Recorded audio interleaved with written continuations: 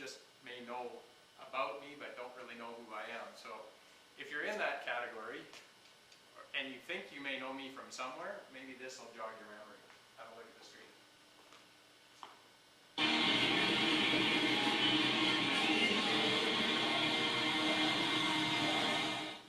My name is Dan Durkee. These are my colleagues, Andrea Ross and Scott Bellion. The name of our business is Guru Tropolis. $1 million idea. I think you're very early in the business and you got to get some credibility behind you because nobody's going to hire you just on the basis of what you've got now. So good luck, but I'm up. Do you think there's a chance in hell I would give you that valuation? We have zero revenue? Come on. Defend that. I can't believe you had the sheer balls to come out here and say this thing's worth $1 million.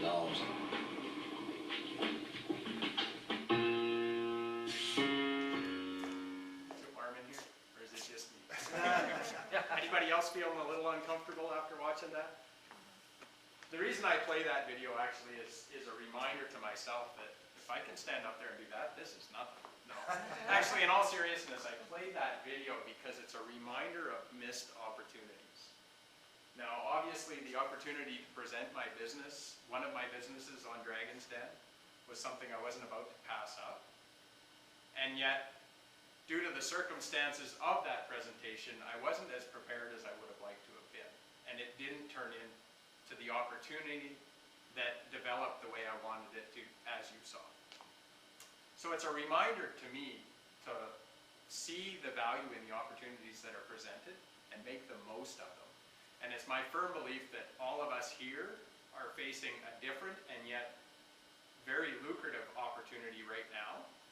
And that's why it's my mission to help as many people as possible understand the opportunity at hand and know what to do about it.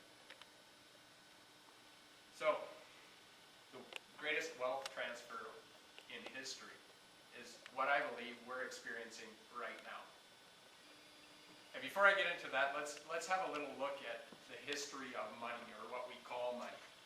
It's actually a currency. It's not really money, and I'll get into the details of that in a minute.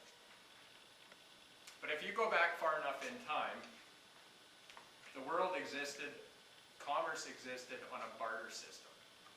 If I had a goat and I wanted some potatoes, I had to go find somebody who had extra potatoes willing to trade me for a goat. Now, if you had potatoes and you wanted chickens, well, I had two options.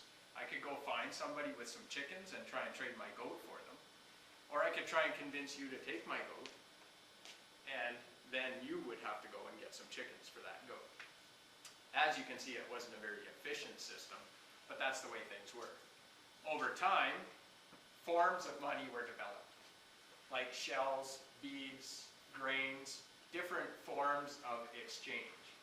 Now this helped simplify the process a little bit, because now people had something that was consistent that they could take and exchange for one good or another without having to have the exact match for whatever the exchange was.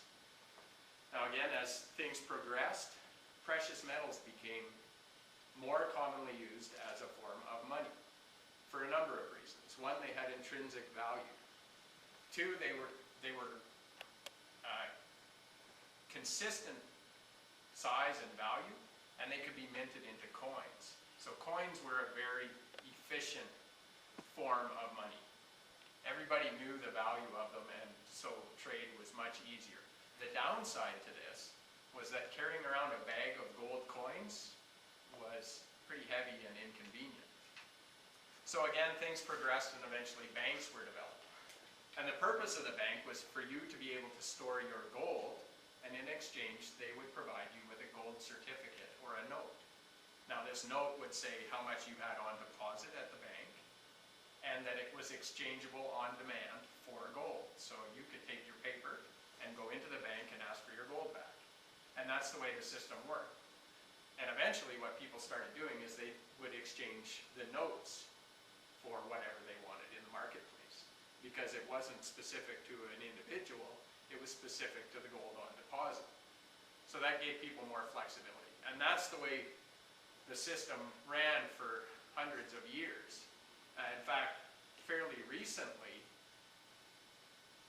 money that we're familiar with indicated that. see that from back there? But this actually says silver certificate. And down here it says $1 in silver payable to the bearer on demand. So you could take that paper bill into the bank and ask for a silver coin, and they had to give it to you. Now, not too long ago, those bills changed and people didn't even notice. It's now a Federal Reserve note, which is actually a private institution. I don't know if you know that. The Federal Reserve Bank isn't federal, it's not a reserve, and it's not really a bank. It's actually a private conglomerate of bankers that own it. And that is the currency system that's running right now, and it's the reserve currency of the planet.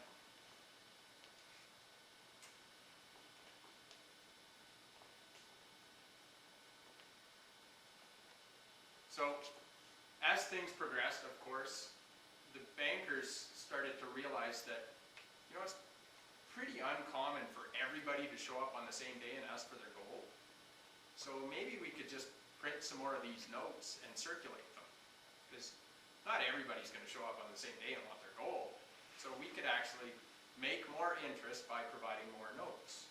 Because you paid interest on storing your gold or silver in their vaults. So what they started doing is creating more notes and circulating them into the population. Now this actually, for a while, was a good thing because there was more money in circulation that allowed people to go out and buy more things. It fueled the economy for a period of time until it got to the point where the public started to lose trust. It did a couple of things. It created inflation because now that there's more money in circulation, business owners were able to demand more for their goods and services. There was more money there, so they could ask more, which raised the prices on everything. And eventually, it got to the point where people lost trust in their ability to take those banknotes into the bank and exchange them for gold or silver, which results in a bank run. Now this photo is likely from the 30s, but there have been bank runs throughout history. And essentially what a bank run is the population shows up on the doors of the bank and demands their gold for their notes. And the bank obviously doesn't physically have the gold or silver in their vault that covers all the paper that they produced, and the system collapses and you start over. And there are signs that that's the scenario we're facing again today. And that's why it's my desire to help educate as many people as possible so that we know what to do in this situation.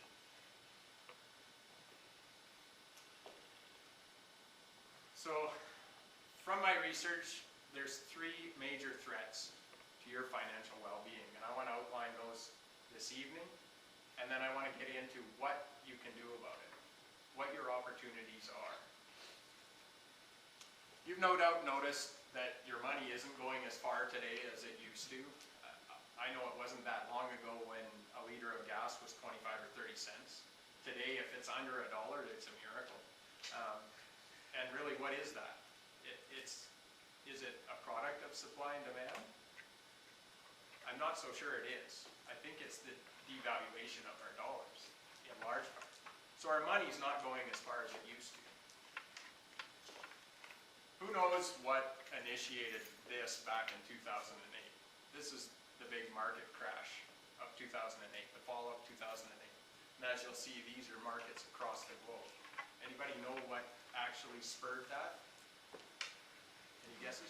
Oil? No. The crash of it. No, I'm afraid That not. contributed to it. What was that? The oil definitely contributed to it. It contributed. It wasn't the big thing that initiated. I'll give you a hint.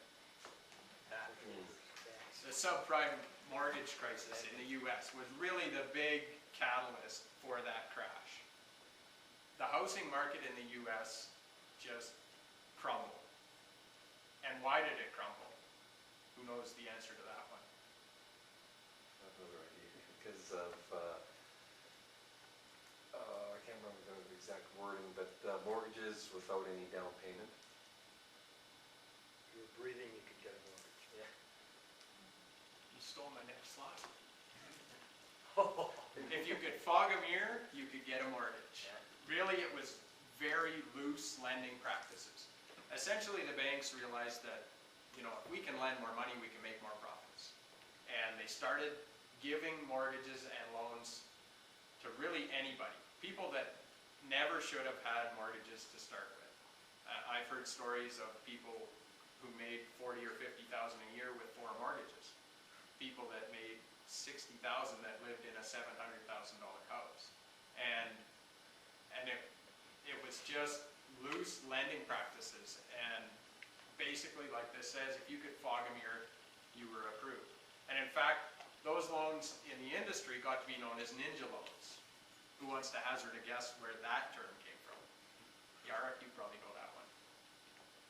He's being quiet back there. I can see all of you from up here, just so you know. Ninja loans.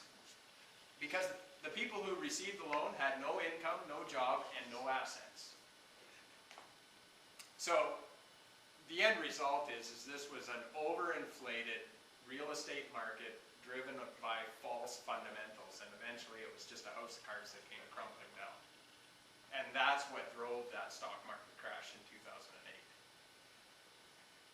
Go ahead, Murray. Like being what I think of as a fairly intelligent person, knowing that giving people loans with no income, do you have any idea why they thought that this was going to work for any length of time? They would bundle them up and sell them on the stock market. Yeah, and I'll get to it a little further. Okay. The banks took their profit off the top and then sold them to somebody else, is the simple answer. Okay. And those subprime loans, the way they were set up is that there was an initial teaser period. So there were really low rates for the first 4 or 5 years. And when that crash occurred was when all those started to reset. And I've got a slide a little later on where I'll show you that. But it was when those rates reset, and they reset at a really high level, that people could no longer afford the loans. They could afford the low payments, but when the mortgages reset to the higher level, that's when they had to walk away because they just couldn't afford the higher payments. Gordon? They were also loaning or giving out mortgages for 125% of the value of the Yeah. house. Yeah, they cashback mortgages and all those things. I mean, it was, here in Canada, we didn't have it to the same degree. We had 0 down mortgages. We don't any longer, correct me if I'm wrong, Henry. That's correct. 40 5% now, and the 40-year is gone. Our lending policies have tightened up, as have theirs, but we were never to the extent they were. So lately there's a lot of talk that things are starting to come back, the economy's getting stronger, there's signs of growth, the housing markets are starting to turn around, and I recognize, especially here in Alberta, we're in a bit of a bubble. We're in an oil-rich, resource-rich economy, and that isolates us from some of the other effects that are going on in the world.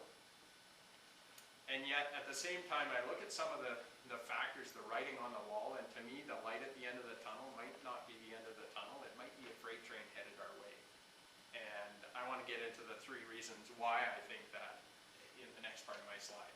So, the first part is this crash back in 2008. And we know that it was driven by that subprime mortgage crisis.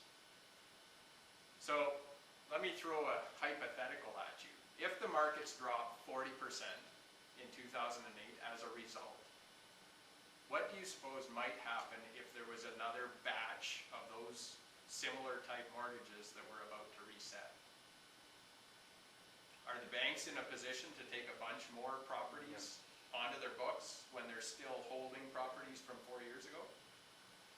So I mentioned that slide earlier. So this light green stuff, that's the subprime mortgages. So those were all those mortgages, those ninja loans that were lent out that had a real low teaser rate for a period of time and then reset to higher rates. This section, which is as big or bigger, is another similar product. Now, these ones are primarily commercial loans, which to my mind means bigger commercial properties, not single-family homes. And these all started resetting. It got cut off a little bit there, but the end of 2011. 7 months ago, these started to reset. So if we know what happened in 2008, and if we know that there's another batch of these mortgages out there, what might that do to the stock markets? Factor number 2. Somebody had something. Sure, sorry. Just reading this like, Just reading? You want me to back up? no, I was just reading that. That's- Debt. So the world is a debt-based society right now. And I don't know if everybody knows this, but the US dollar is the reserve currency on the planet. And basically what that means is it's the currency that all other currencies are measured against. And it's also the predominant currency used in trade and exchange. And for almost the last century, it's been the reserve currency on the planet. Now, for the first half a century that it was the reserve, it was actually backed by gold. But in 1971, Nixon took the US off the gold standard. And essentially, with the signature of a pen, stroke of a pen, he converted the whole world to a fiat currency. Now, is everybody aware of the term fiat currency and what it means? Fiat currency is basically a paper-backed currency. It's a type of money that essentially it's backed by the promise of the citizens of that nation to repay the debt. That means you and me have to pay it back. And I saw actually, before I came today, I saw an interesting stat from a financial newsletter that I get. Right now in the US, every child born is born with $600,000 worth of debt on the day they're born. That's their obligation to repay the debt. That's, I mean, I came out of college with a few student loans, but I can't imagine being born with a $600,000 debt. And that's just today. That number grows every day, and it's scary. So back in 71, Nixon removed the gold standard from the US dollar. And essentially what that means is that from that point forward, the US dollar is now fully fiat currency. They can print it at will, and they have been. How do you spell fiat? F-I-A-T. And these are some other fiat currencies from history. And there's been thousands of fiat currencies experiments. Anybody heard of the Weimar period in Germany? Talk about taking a wheelbarrow full of money to go buy a loaf of bread. Yeah. That was a fiat currency. And it went into hyperinflation and collapsed. These are some others. And the one thing that all fiat currencies have in common is that at some point they fail. They collapse. Excuse me. I don't see Polish. You don't see the Polish one. You can tell us about it. They got 5 zeros. 5 zeros. One of my mentors carries around a $1 trillion bill from Zimbabwe. It's a recent example. There's been a number of recent examples of fiat currencies that have collapsed. This isn't ancient history. We've had currency collapses in the last decade. But the US dollar is the world's currency, not an individual nation's currency. And that's, to me, the scary part. Because what happens there happens to everybody, whether we like it or not. So as I mentioned, the US dollar has been printing money like crazy, primarily in the last few years, but they have been printing money over the last 40 years since they unhinged from the gold standard. So this is a chart that shows, this is base money. Now, base money is the physical paper dollars or coins that you have in your purse or your pocket. This isn't the money that the bank has on their spreadsheet that's just digital money. This is physical money in circulation. So it took 84 years for them to get to this point of $825 billion in circulation. And then in 2 years, they took it up to 1.7 trillion. They doubled it in 2 years. 84 years to get to 825, and then 2 years to double it. And they haven't stopped there. This chart stops mid-2009. but that's not where the printing has stopped. Now they don't print so much, they just add zeros on a computer screen. So the base money maybe hasn't grown as much, but the money that's effectively out there has continued to grow. So I like this graphic. $1 trillion to me is, I don't even know what that is. It's a big number. So up in the top here, that little pile of money is $1 million in $100 bills. And to be honest, I was a little surprised at how small the stack was. I thought $1 million would be bigger. Maybe if it was singles instead of hundreds, it'd be bigger. And that, you know, it would fit in a backpack or a briefcase and you could carry it around. The pallet beside it, that's 100 million. That's a 4-foot by 4-foot pallet of money. $1 billion is 10 pallets. And then the big dome. That's $1 trillion. That's double stacked, so that's 8 feet high. And it's about the size of a football field. That's $1 trillion. And that base money that they put into circulation is at 1.7. But that's not actually the money. The US debt is at $15 trillion right now. And if you add in the unfunded liabilities like their Medicare, their Social Security, and all the other social programs that they don't actually have the money to fund, it's over 115 trillion. I've seen a similar chart to this, and it's a tower of money taller than the former World Trade Center towers. That's a big stack of money. It's mind-boggling. So, let's put it in terms we can all understand. So this is the US budget. That's 2.17 trillion. We're going to simplify it and pull the first 8 zeros up and take a sample family. So the family's annual income is $21,700. They spend $38,200 a year. So in order to make up the difference, they take $16,500 and they tack it onto their already outrageous credit card balance of $142,000. And then because that looks retarded to them, they decide, you know, we better cut back next year. So they find some places to cut back $385 next year and call it good. Who thinks that's a sound fiscal policy? Who runs their household budget like that? Bronwyn was about to put up her hand. She's spending her dad's money. It's good if you're the credit card owner.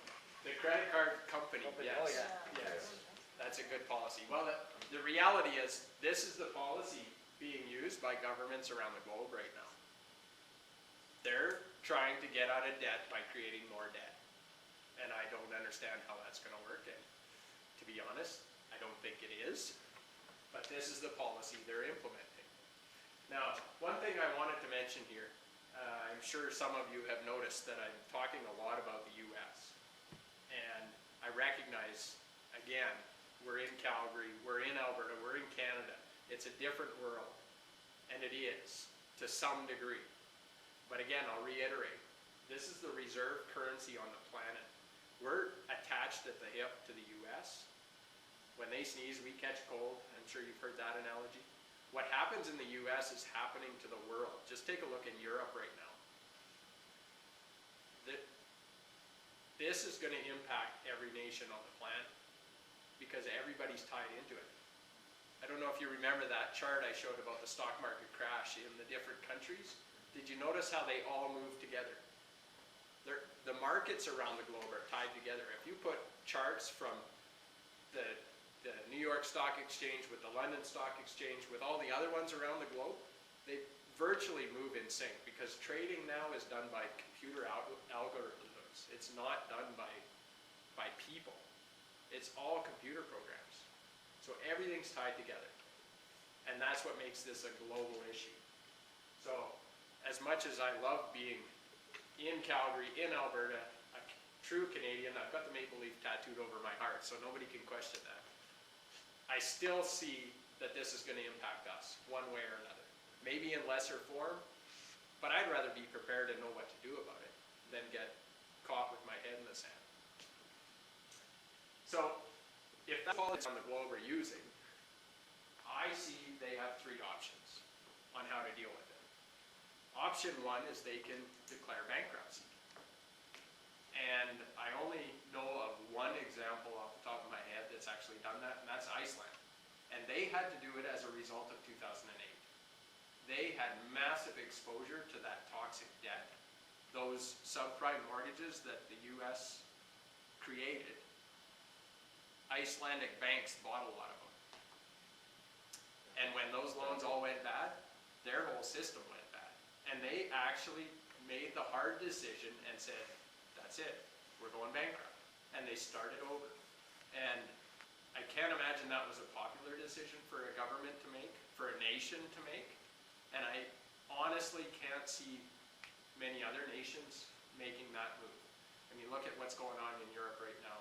Greece is, by all rights, is bankrupt. Spain, Italy, Portugal, Ireland. Ireland's bankrupt, or was it a couple of years ago? They've been bailed out by the IMF and others. But that's one option. They can just declare bankruptcy and start over. Option number two is for them to start living within their means. Well, they've shown us that that's not a popular choice either, and not one they're willing to make. So when you're that far in debt, cutting back the $385 a year, it looks good, maybe initially when you say you're going to cut back 38 billion or 385 billion or whatever the number was, but it doesn't actually solve the problem. And again, it's not a popular decision. What politician wants to go to his constituents and say, I'm cutting back on all your programs? I mean, here in Alberta, we've experienced that a little bit when Ralph made all the cuts, and it wasn't a popular decision, although he had strong support. And I think part of it is because of the culture of the province. It's a fairly progressive province. In the US, there's 45 million people on food stamps. I think the number, correct me if I'm wrong, is about 60% of the population doesn't even pay taxes. They don't make enough. In the US? In the US. 60%. Yeah, I got to double check that number, so correct me if I'm wrong, and I apologize if I am wrong, but I know it's an astronomical number, is not paying taxes. So option number three is to keep printing money and delay this as long as possible. Yeah, which they And will do. that's what they're doing. And the problem with that is that the longer it goes out, who's heard the expression, the bigger they are, the harder they fall? The longer it goes out, the worse it's going to be. Factor number three, how many baby boomers in the room? Anybody? Dan, can you just go on the debt You side? want me to back up? Are you gonna touch on the Chinese connection as well? How much debt the Chinese owe? Well, see, and American debt? that's tied into Yeah. the money that the treasury bills and the bonds that the government creates. This is a whole other conversation. Isn't China supposed to be the next global currency? There's lots of talk of that, yeah, absolutely. But they own I don't most know of it. what'll happen, I don't have a crystal ball, but that is one of the scenarios being floated around, that China's the next superpower, the next reserve currency on the planet. Who knows? I know from what I hear that their central banks are all filling their vaults with gold, not paper dollars. And they're certainly not buying more US dollars. So, back to the boomers. Yeah. Boomers. So what has this demographic of people done for 50, 60 years? They've moved through the economy like well, let's say a golf ball through a garden hose. I won't use the pig through a python analogy, but everything that they do causes a massive boom in industry. Think Gerber baby food, Fisher-Price toys, fast food restaurants, minivans, retirement homes. All those things were massively impacted by the baby boomers. And what are they all doing right now? Retiring. Absolutely. They're retiring. And what are they going to retire on? Your money. My money. Your money. My kids' money. What has that demographic been doing for half a century? They've been working they've been spending on all those products I mentioned, and they've been saving. And they've been putting money into their 401ks or their RRSPs, whatever type of retirement account you want to call it. And now they're retiring, and they're gonna have to do what with that Cash it money? out. They're gonna start pulling it out, right? So in the US, we'll just use round numbers, there's 75 million baby boomers, all hitting retirement age at the same time. And let's say each of them pulls $1,000 a month to live on out of their retirement account. That's not excessive, is it? $1,000? Could you live on $1,000 a month? The next one. Depends if you move outside Canada. Depends on where you go, absolutely. I've got a brother in Vietnam. You can live a lot cheaper over there than you can here. So they pull $1,000 out of their own account, and they're also going to start collecting pension or old age security or CPP or the whatever version of those government programs that there are. So let's say they pull another $1,000 out of that. So you multiply 2,000 by 75 million people, that's $150 billion a month coming out of either the stock markets or the financial institutions or the government coffers. That's a lot of money. And there's 3 baby boomers for every one of me. So even if I'm putting in, I can't keep up with them. So if they're all pulling out of the markets, what's that do to the markets? Make it go up. Downhill. It's gotta come down. All right, so enough with the doom and gloom. What do we do about it? And the good news is money transfers, it doesn't disappear. Now, I don't know if you know this, but the Depression, which we all know as a time of despair, food lines, unemployment, the dirty 30s, that period also created the most millionaires ever in history. And it was a small group of people who saw what was coming and were well prepared and knew how to prosper and take advantage of the money transfer that was going on. So the money from the masses that were uneducated, unprepared, transferred to the small select few who were prepared and educated. So once the masses wake up to the value of the money in their pockets, what's going to happen? What are you going to do when you realize your paper money doesn't actually buy anything? Well, what's happening already is people are starting to flock to traditional forms of money, like those coins I showed you earlier. Gold and silver is in demand again. And it's because it's a historic store of wealth. If you have a gold coin, you can buy the exact same thing today as you could have in Roman times. In Roman times, you get a nice pair of sandals, a toga, and a belt. Today, you get a nice pair of shoes, a nice suit, and a belt for your gold coin. It hasn't changed. The value of gold is still the same. A silver coin would buy you a chicken. Today, it'll buy you a chicken. And people are flocking back to precious metals. And you've probably heard that gold hit historic highs in the last few years. So I want to show you an example of, Danielle touched on this earlier, on how things go in cycles. And we're in another cycle. Now, the last commodity cycle was back in the 70s. And this was a precious metals bull market cycle. So back in 1971, the average single-family home was worth about $20,000. And also at that time, an ounce of silver was under $2. By 1980, your house was worth $43,000, so effectively it had doubled in value. So you made 100% return on your house.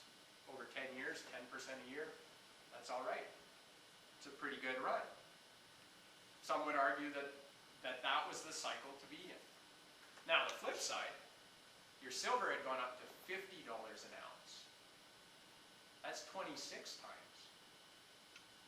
That's 26,000%. That's a little better than 100%.